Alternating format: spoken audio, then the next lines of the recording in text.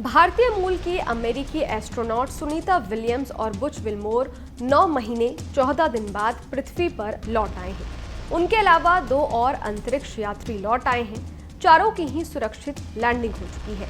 सुनीता और बुच सिर्फ 8 दिनों के लिए अंतरिक्ष गए थे, लेकिन उनका यान वहां खराब हो गया। इसके कारण उन्हें करीब 9 महीने तक अंतरिक्ष स्टेशन में ही रहना पड़ा।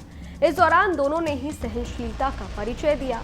लंबे समय तक अंतरिक्ष में समय बिताने के बाद अब उनके लिए धरती पर सामान्य जीवन बिताने में कई चुनौती सामने आ सकती है। अंतरिक्ष में लंबे समय तक रहने से शरीर में कई शारीरिक बदलाव आते हैं। स्पेस की खतरनाक रेडिएशन और जीरो ग्रेविटी से हेल्थ को खतरा हो सकता है। ऐसे में चलिए जानते हैं कि अंतरिक्ष में 9 महीने 14 दिन गुजारने के बाद धरती पर सुनीता और बुच का जीवन कितना मुश्किलों भरा होगा, उन्हें किन समस्याओं का सामना करना पड़ सकता है। नमस्कार, मैं हूं अदिति शाह और आप देखना शुरू कर चुके हैं news nation digital.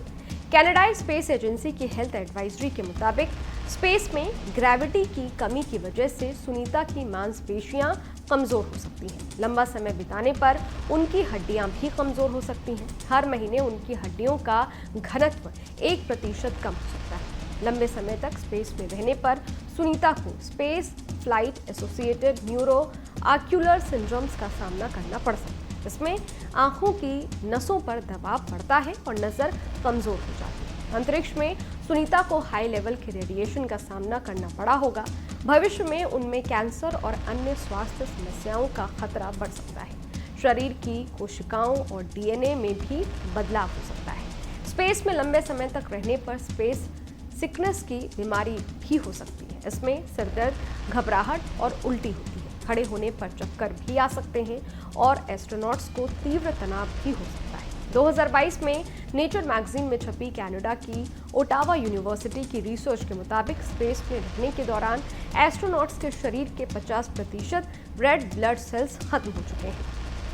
Sunita Williams अंतरिक्ष से वापस लौट चुकी हैं। उन्हें पूरी तरह नॉर्मल होने में साल भर का समय लग सकता है। दरअसल धरती पर लौटने के बाद एस्ट्रोनॉट्स के लिए सबसे बड़ा चैलेंज शारीरिक और मानसिक तौर पर नॉर्मल जीवन में आना होता है। ये इस बात पर डिपेंड करता है कि वे कितने समय तक अंतरिक्ष में रहे हैं।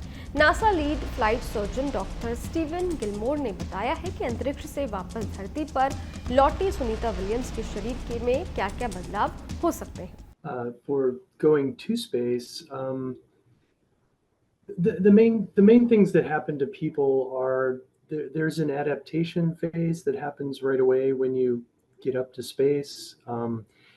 The components of that are some motion disturbances that can lead to basically a kind of motion sickness in some people, and then the other factor is after that, or the process that your body undergoes to adapt to this new environment that doesn't have gravity in it. NASA के astronaut Douglas H व्हीलॉक ने 1979 दिन अंतरिक्ष में बिताए थे।